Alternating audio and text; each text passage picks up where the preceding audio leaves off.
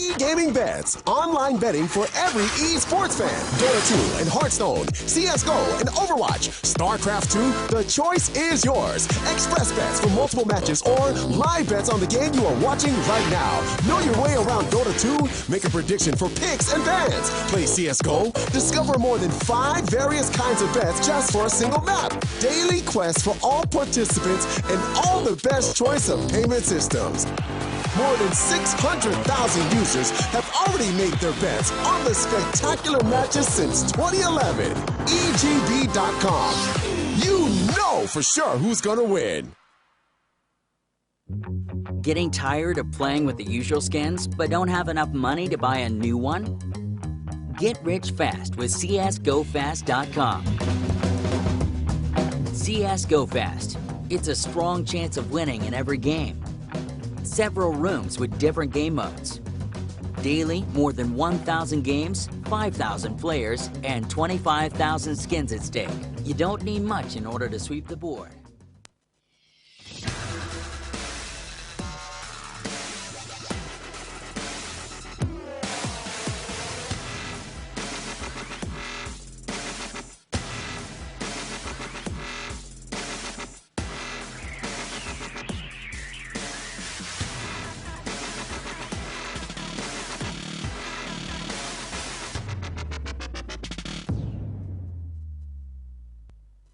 Welcome back to the Starladder I-League Star Series Season 2. We're continuing the Americas and, well, I think Luminosity are pretty close to actually going through now. I think we have the idea, of course, I think it was Rush actually forfeit. So we've had each team's on 3 points, which does mean things will get very interesting. But Luminosity are just looking absolutely dominant at this stage, 16-2. I don't think there's anything that we could realistically say to go, you know what, yeah, I think this is going to go back. Well, usually, if you've not watched us before, usually this is the kind of time where we go through some post-match, some more post-match analysis. We talk about our key players, and we do all of that kind of statistical kind of information stuff. But I think there is nothing for us to say at all. The only thing that there is to say is the fact that we are going on to train. That's going to be the second map, and the potential to see more domination coming out from Luminosity certainly on the cards. Yeah, well, either way, we are going into the knife round. Of course, this is the map pick of Tectonic, so there is like a few optimistic ways you could look at things. Maybe they don't particularly enjoy Mirage, but I don't really think that's the case, especially when you have 2 bans, both teams, before you have a pick. It's not like you can really say, oh, well, we got rid of our first ban and then they picked the map we don't like. No, it was more along the lines of there were only 3 maps left. There wasn't really too much difference to come in. Either way, it looks like Luminosity should be pretty happy with this one. We've already seen a double op setup coming in onto their team, so that should probably carry over quite effectively to train as well. But, well, they've won the knife. They're going to get that CT side, which can only really add insult to injury, unless, of course, Tectonic can actually maybe win the pistol and get off to a bit of a good running start. For Tectonic, this is a wound that they sorely need to cauterize, but it's going to be a painful task, and it's going to be a tough one at that. But it comes down to how they choose to play. They are, as you say, pushed on over to that T side, so they certainly don't have the upper hand. But we'd be lying if we said we haven't seen T sides do what some would say would be the impossible untrained before. Yeah, of course. On the LG side of things, looking towards their CT side to play the kind of same sort of style we've witnessed before, to be honest. Just this segmented style where they rely on a couple of players to find these early picks in the round, and then from there just launch off into just playmakers, I guess. Well, yeah, and already the pistol setup's quite an interesting one. A very far back hold coming out from Knack at the moment. Going to use the real advantage of that USP, meaning there is quite a likelihood that if they did go B, the bomb would get planted, so that's that possibility for Tectonic, but it does look like from the positioning of the other T players at the moment that they are going to be making their way over towards A. Smoke going to be thrown out by Zek. This is going to be covering off the Ivy section of the map, and this should allow his teammates to actually push quite aggressively, but there are actually 2 players waiting for them here.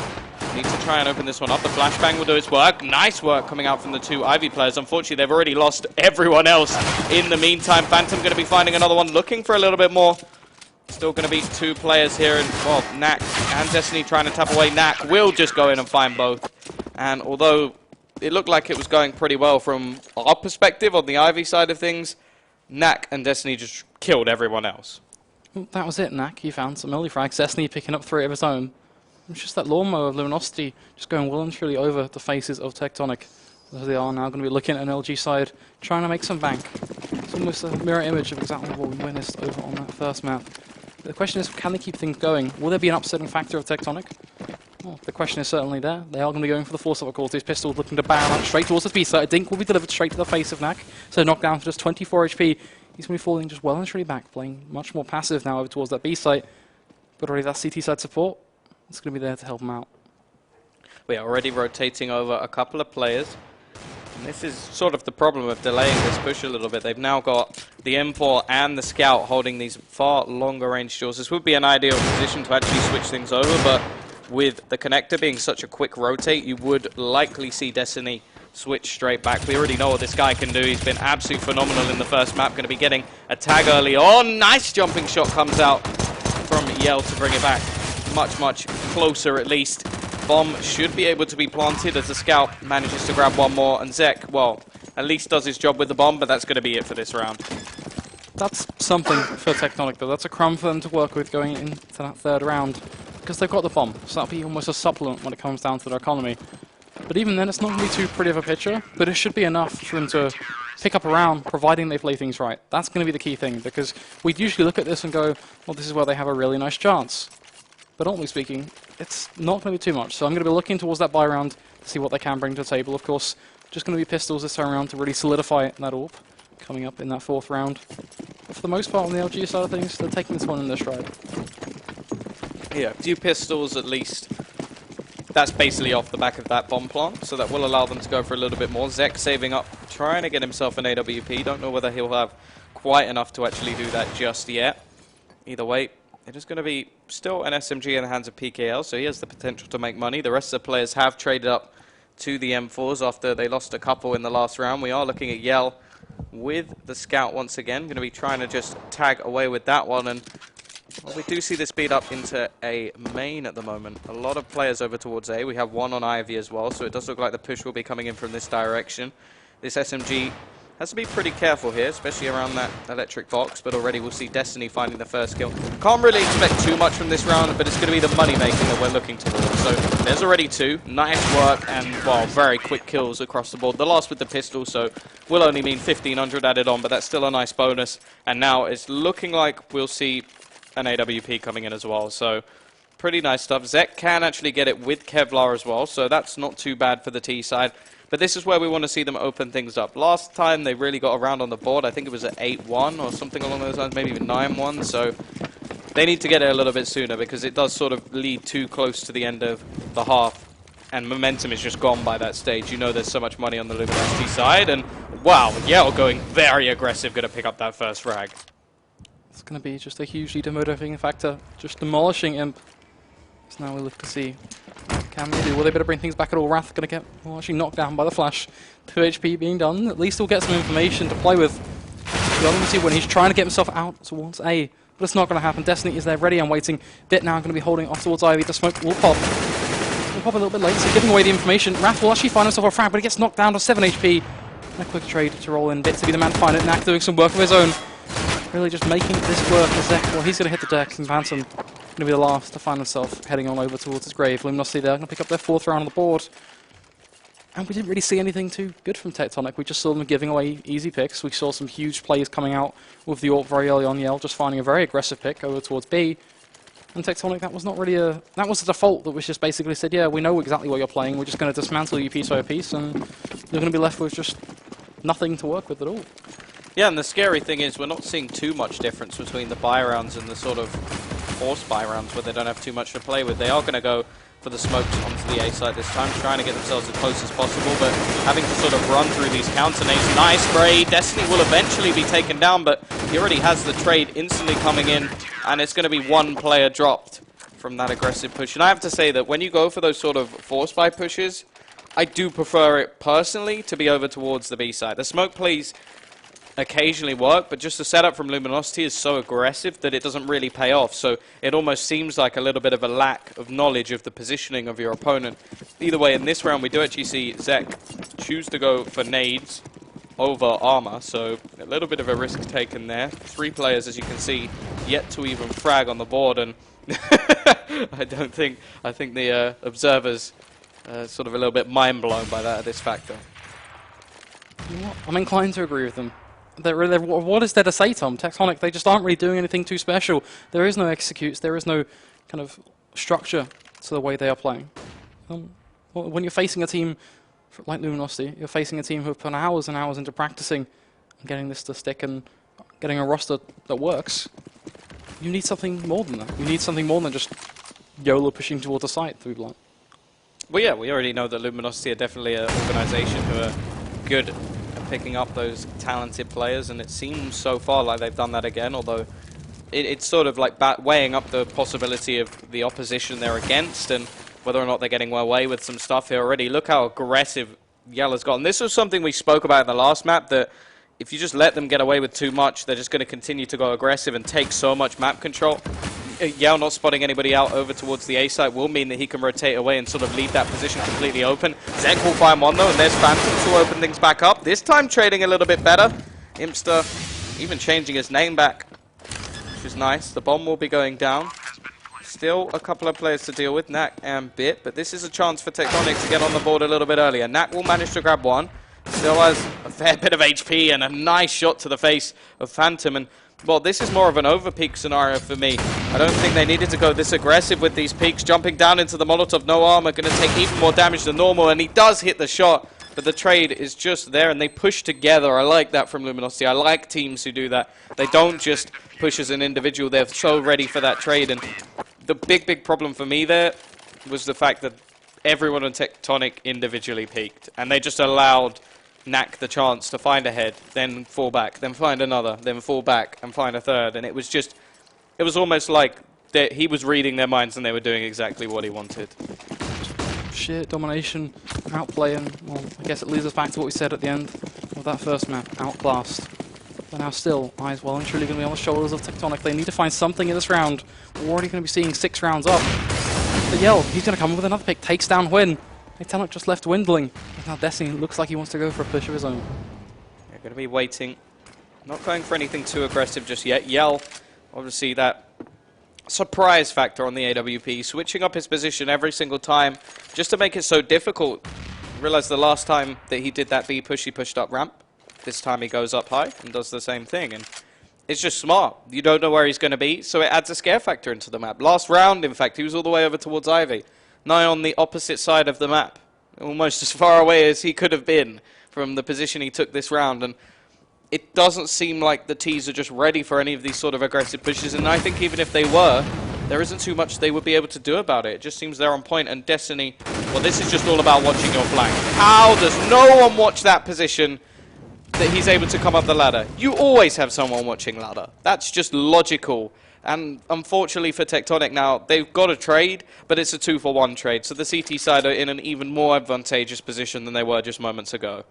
Not only that, but they have the information. They know that, well, realistically speaking, unless they decide just to try and bombard their way out towards Pop Dog, that's going to be it. Well, they will find one, but the quick trades are all in, and we just need just another round on the board for Luminosity. But here's an interesting point, something I wanted to bring up, is the fact that a lot of people was, I don't want to say overhyping Luminosity, because they are playing very well, and you understand my point in a second.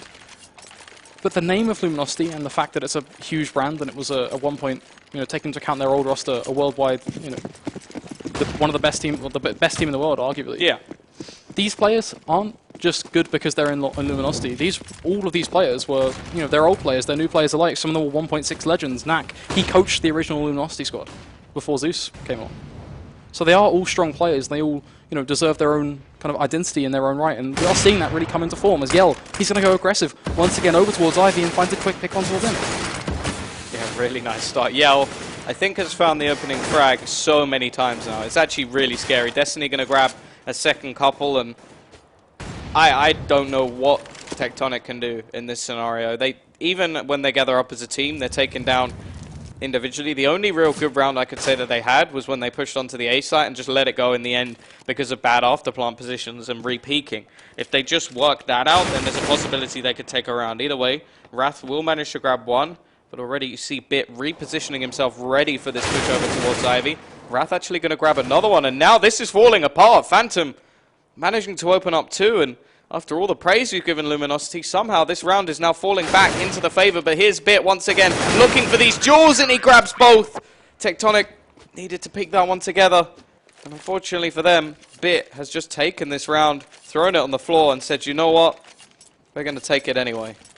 Well, that's the huge thing, Luminosity. They're not just the lineup who have this grit to be able to walk over teams, but that moment where you kind of just lost faith, for a small period, you were just like, you know what, maybe this could go wrong, maybe this is a round on the board for Tectonic. It's that moment when they truly kind of get into their own form and walk away with a huge play, because every single player on this lineup has their own kind of intellect and you know, as it's going back to the phrase identity in the way they play, and we're going to see that here. Destiny going for a very aggressive information play, finds the information, finds a frag as well, now just leaving it to PKL to mop things up, and it will be a trade. So Tectonic trying to make the best of things. But they're almost left in a bit of a firing range scenario. Impact actually going to try and pull this one ahead, but it's going to be another frag coming back into favor a bit. He's going to be trying to do some damage of his own. Knack going to be dropping the bomb. It's all going to be on him now. The pressure was really on his shoulders. He almost killed himself. Threw that nade and bounced off the train and took 4 of his 6 HP. I do have to say that some of the plays they're making, I feel that they would not make if they respected their opposition. Oh, 100%. Like, that push from Destiny was actually really stupid. It was really stupid, but it was an information play suited to the way Tectonic are playing. I would, in any other circumstance where they weren't this far up against a team that they're clearly outclassing, I would say that that was a bad play. But he does manage to get a trade, he finds out some information. But at the same time, calm down a little bit. Calm down a little bit. I think that was a bit too much. Either way, they win the round. It does work out in their favor. We are going to see the pistols back in play. Yell finds the first kill of the round, and I feel like I'm saying that way too often. He really is just outclassing his opposition. There will be a trade. Wrath starting to wake up a little bit and gets a second Eagle kill as well. Now we've got Huyn. Very low down on the board at the moment, but is going to try and do some damage here. They have got a man advantage, and we do have to remember, in almost the exact same scenario, this was where Luminosity took their foot off the gas for a second, and these pistols managed to win a round on Mirage. Although the ranges here should favor these CT's players by quite a bit. Destiny pushing him from behind, will grab 2. Wrath again there to trade with a triple now. And he's the only one who's fragged for his team in the last few rounds even, so really looking to see whether or not he can actually take this one home. This time they are holding after plant positions. Bouncing going to be looking to do the damage here, but a huge flick from Yell will be the one to do the damage. That smoke now going to be going down on top of the bomb. Wrath, well, he's down himself 3. Can he find 4? The answer is going to be no, and I've got to say, Tom, and well, I'm going to be loading up that shotgun with some shots at this point. But the only player who's playing anything at all in this match for the Tectonic side of things seems to be Wrath, and even then, you've got to do more in a round than just get Deagle frags. They have to do it on buy rounds. They have to use those rifles, because Deagle frags, they won't win you rounds, and it's just been proven right there.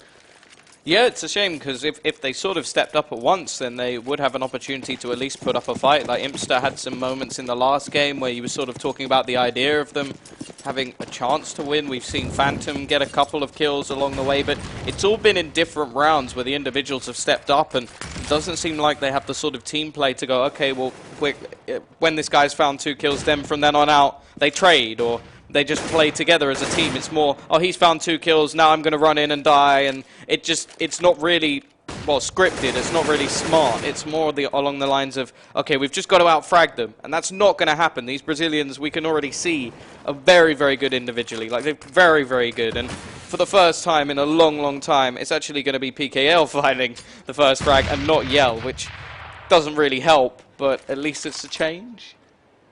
Certainly true. Maybe they can find something in this round as they're going to be tiptoeing over towards B with that bomb. But they seem nervous. They seem to be showing cracks, kind of in the way they are already playing this round, the 11th round like that. It's 10 rounds on the board for Luminosity, really no question about how this one has unfolded. But will Tectonic finally better pick up a round? The smoke will be going down, the Molotov going to be there just to burn them away, and at that point you're seeing them decide, you know what, we're not going to go for the push. We're just going to slow things right down, play right into the hands of Luminosity, as they're just going to be moulding Tectonic in the way they want to play, and PKL, well, there's not much to say. He's just going to stop them right in their tracks over towards Ivy. The fake has been sold. Huyn, he will go for the peek with the AWP. Finds himself a frag. Now PKL, he's on top of Train. The minute they push him around any further, Huyn will hit the deck, and, well, as predicted, that will take place. And PKL, he's looking for that ace. Imps are the last player for him to find. It's just going to be free-firing that Train. Imp looking for a frag of his own, goes to the frag, and PKL will pick it up. So not only are we seeing a huge Brazilian side, but now we've seen, perhaps even a little bit late, the first ace on the board for Luminosity. I just don't even know. I have no idea how he managed to peek Ivy against 2 players and find 2 kills. That just doesn't make any sense to me, especially when the first player he aimed at didn't have the AWP. So it should have been a really, really easy frag coming in on the board for the AWPer. Didn't happen. then he actually just manages to maneuver himself around the trains and even missing jumps and giving away so many sound cues, but just finds everything, just easy sprays. I just think that at the moment, well, it wouldn't even matter if he didn't do that. An entry will come in for Phantom, though. A lot of damage being done. Oh, we're going to manage a few kills along the way, but Yell now going to trade things back as everything just falls apart. We're looking at a dominating game at the moment, and, well, still sort of looking for silver lining. And it's very, very difficult to find it. Like, even in the close round scenarios where you're saying, okay, maybe this can go their way, they then throw it away. They make a mistake. They're in a 2v1. They don't peek together, hand in individual kills. And it's just, I think it's more a practice thing and a setup thing. But the real problem is, even just winning the knife round in the last couple of maps could have made a difference. Because each time they started on the weaker side, everything's got so far out of control. They've not managed to win the pistol. And it's just looking so bleak at this stage. They will manage to find a trade, though. Phantom, in his individual duel, would pick up a frag. But now they've got to try and work off it. The bomb should be able to go down. Although, did Hwin just not react? Just holding the angle, decides not to go for the shot. Wrath will try and find the trade. The bomb will go down. Phantom going to find one of his own. It's going to be back to that 2 versus 2. Destiny and Yell, this dynamic duo who have played so strong, looking to close out 13th round of the board, and Destiny, he finds the first shot, looks for the second, goes for the flick, will get taken down. So it's going to be perhaps our first 1 versus 1, where Tectonic could clutch this one out. It's all going to be on Yell. He's got that rifle in hand. He's just creeping around the corner, playing the patience game, but finally, woo! A round on the board for the Tectonic side. And, well, I'm not sure if a cheer is even meritable in that scenario, because I've got to say, my faith is non-existent. I might as well just go and sit in a corner and just kind of... I have seen a Method versus Gambit, where Gambit were 14-1 up and Method 1 on the CT side.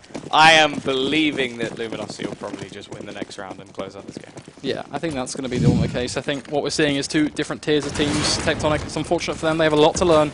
Kind of no hate towards them, but they need more experience. They need more practice, and they need refined setups. Take a look into this round. It will be some quick frags on the board. And I was about to say quick trades, but as you can see, it's not been quick trades. Suddenly, Luminosity have just pulled a 4K out of nowhere. And Tectonic, they're left with just 1 man standing. It's going to be Hwin with a Tech 9, and, well, there's not anything really to say. What I do want to say is that Luminosity, yes, they're playing really well, and they're playing a really solid style CS. They've got some insane aim. The key question for me is, I want to see them up against a team that are of an equal matching. I want to see them up against a really strong team, so maybe a Hellraisers or a Splight or a Godsend. Maybe not so much. Well, you're naming a lot of European teams, so maybe not. We won't see that unless they get through to the LAN, of course. But dreams alive. In terms of the sort of American side of things, it's more than guaranteed, or almost guaranteed, that they'll be getting their way through to the next bit, unless they do lose a game against one of the remaining teams. So I don't think. Also, their round difference, even if everybody did get to 6, is going to be ridiculous, because the first team they played forfeit, and then the second game they've absolutely dominated, or their map wins, I should say. I have had a thought. Now, correct me if I'm wrong, you know the ins and outs of the format and which teams are kind of in and out. But we're kind of on the fence on whether we're actually going to be seeing that original SK lineup competing at the LAN because of the operation. No. So we're not going to be seeing that. No. So that makes me lean towards, as a Counter-Strike fan alone, I want to see a Brazilian team at the LAN. Yeah, well, there's a big if there was a team that looked like they had the performance to pull it off. Yeah, also Immortals are in that qualifier as well, well towards the end. So definitely the chance that they'll be making their way through a very, very good team. Big fan of the Immortals side of things, and they even have a little bit of SK blood in with them now, with the coach from SK moving his way over. So yeah, definitely looking forward to that. I realise we're sort of just talking about theoreticals here, because in terms of theoreticals, in terms of the match, there really isn't that much to talk about. The buy is terrible. Zek actually has a Glock and armor, which I don't think I've ever seen that buy before, and there's a very good reason. That's because the Glock is probably the worst gun in the whole game, especially against armor. I don't know, maybe if you get 17 shots, but Hwin will manage to bring it back to a 4 versus 4. Still got 4 players to find, and it's not looking too promising at this point. Phantom will manage to grab one. Destiny going to go pushing through the smoke, and, well, just sheer confidence at this stage. Will wait for the bomb to be planted and just cleans up the last 2 kills. Not really sure why he didn't let go of the bomb, because it wasn't really, well, didn't need the money. But yeah, 14-1, sort of very similar scenario to the last game. Similar? almost feels identical. Yeah, they got their one round a little bit earlier, though. Zek, the AWPer for the team, only on 2 kills at the moment, and well, that's sort of a problematic scenario. I have to talk about, even though it's like Destiny at the top of the game, I've really enjoyed Yell in this one. Like, it's so aggressive with the AWPs, always very good in the sort of late round. Like, you look at the closer rounds, Yell was always the one sort of making those important frags and bringing things back.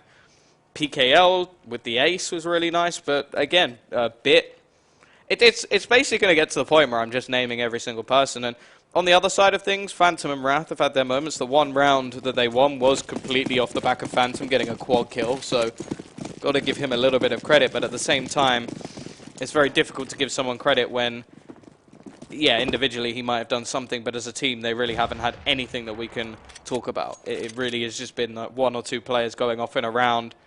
Yeah, they may have thrown some smokes, but were they actually well positioned? And in terms of how close and aggressive the Luminosity side were able to play, where's the punish? Either way into the pistol, we're looking to see if they can do what they did last time and get themselves the pistol at least. Aggressive push coming out from Luminosity, which is exactly what I like to see when you've taken over this B site. Sitting passive does not work, and well, this is how you do it. That's exactly how you take that pistol round. You get the bomb down with no casualties. You go very aggressive, close all the angles, and make things nigh on impossible for the remaining players. And just look at this buy that's coming on the Tectonic side. We have a Nova, so obviously that means they're going to win the round.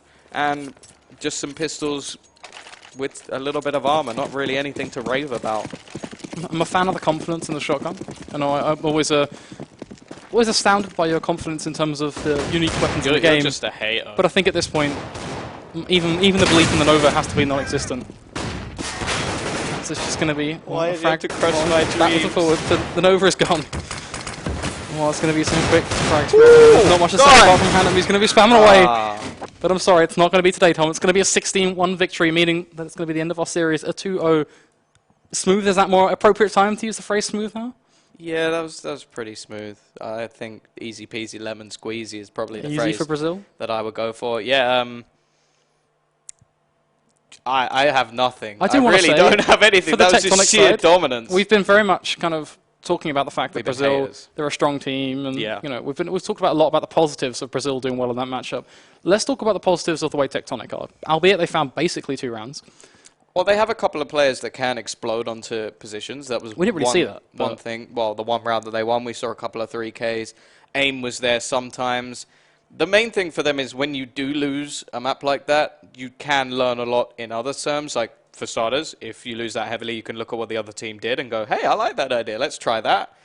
It can also be a sort of kick in the face, but you learn from it. That's what I'm trying to say. Like, basically, they would say along the lines of, okay, we got destroyed.